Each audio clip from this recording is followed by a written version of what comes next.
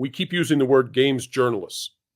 And I think that suits them very well to have that term used, but I don't see that they do anything that approximates journalism.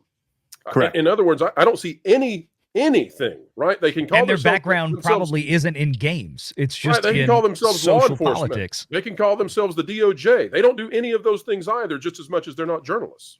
No, and you know what is a really good example of that right now is what you actually see with Alyssa, and her kind of saying the stuff she said about Melanie, right? She's saying, "Hey, I have this idea I'm in the process of doing this article," and she's publicly going out and asking for intel on this person, on Melanie, and generally journalists. They work behind the scenes and then they present everything later. They don't publicly call, I've said this many times on my show. I have a background in journalism. I was taught to do it straight down the middle. But I've also been in newsrooms and seen how things have swayed and how unbelievably slanted things are. How there is an agenda always. And that's one of the reasons why I didn't want to be a journalist, despite having a journalism background. And you're right. None of these quote unquote journalists, let me take a step back. 99 out of 100 of those journalists don't have a degree in journalism, don't do traditional journalists. All they do is they take press releases, recycle them for the news, regurgitate 100%, and don't really add anything of value. You see this all the time. You see Grums right there, and Grums has been more of a journalist. Brutus has been more of a journalist. These people on X have been more of a journalist than what Alyssa has ever been in her career. They're social activists. They're not journalists on that side. That's 1,000% correct. Yes. And you look at this, and Craig, what you're talking about here is that there was a tweet, Alyssa, you can see here, once again, asking Melody to join me in Creator Clash next year. Now, there's another tweet that she had put out in tandem or just before this saying, hey, if anybody can give me some information or something, however she put it, on a certain female popular Twitch streamer that is very open about her Christianity, it's like, okay, I think we all know who you're talking about here. Didn't name her, didn't tag Melanie in it, but put out an edict that she wanted people to go run around and clip videos or dig up dirt or God knows what. And then, in typical activist fashion from this side of the aisle, decided to turn around, play the damn victim when she got busted. Melanie called her out on it, and she's like, "Oh no, hey Melanie, I'd love to sit down and interview you and all this." And Melanie responded with, "Yeah, sure, let's talk." But it was after Alyssa started with, "Let me go digging up dirt behind the scene against this unnamed person who's obviously Melanie Mack, but I'm too afraid to say Melanie Mack." Right. Reputation. We all saw what she was doing. Intended. Yeah. You know, pointed out in the chat by your mod, Mr. Tickle Trunk, which great name, by the way. A journalist should never make the story about you. And that's what Alyssa has done here. She has publicly put it out here, and Alyssa has handled this about as bad as you could possibly handle it. Mm-hmm. And Melanie has handled it about as positively and good as you can handle it by just saying like, sure, I'll absolutely talk to you. Now, I'm going to do a little inside baseball on you. I've been talking with Melanie behind the scenes on this pretty consistently, and we've been trying. My thing with Melanie, and she's listening to a lot of people on this, but ultimately she's going to trust her own gut on this. I think that she should do this live, and she should do it live in front of an entire audience, because this is what's going to happen is, regardless of if it's recorded or not. You see this all the time in journalism where they take sound bites. They take time bites all the time. It needs to be live. The conversation needs to be Alyssa asks a question, Melissa asks a question, Melanie asks a question, and they go back and forth.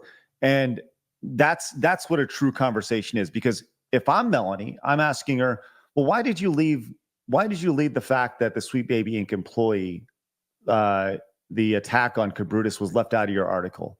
Right. And ask her these things. And it should be question for question, back and forth, and have a civil conversation about it. I don't care if it's on the Side Scrollers channel. I don't care if it's on Melanie's channel, but it just definitely 100% needs to be live. I agree. Neither of them can But Alyssa's not going to agree to that. I mean, there's she's no not going to do way. that.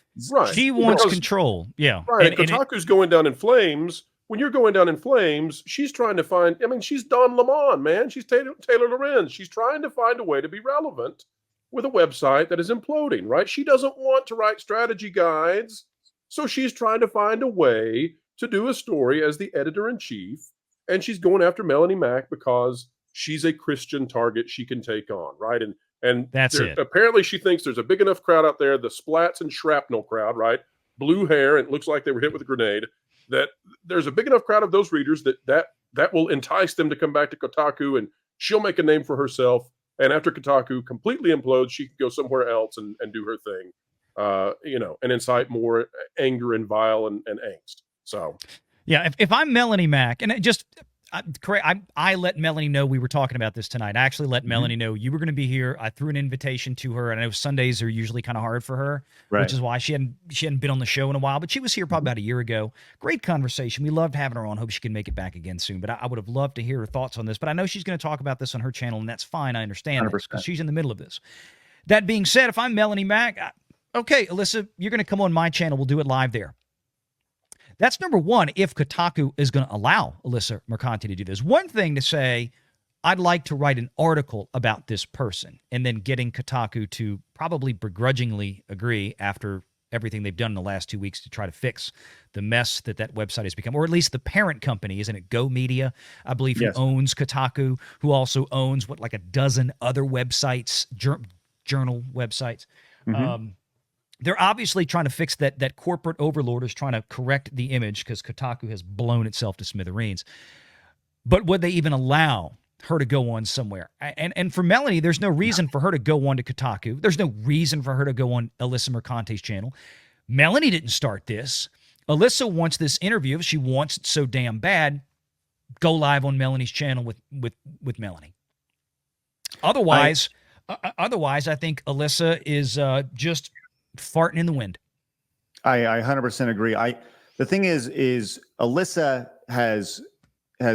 she wants access to Melanie. Melanie controls how that conversation happens. If Alyssa wants access to that, then Alyssa needs to do it by Melanie's ground rules. And I think doing it live makes so much sense. Will it happen? No. Alyssa's too much of a coward.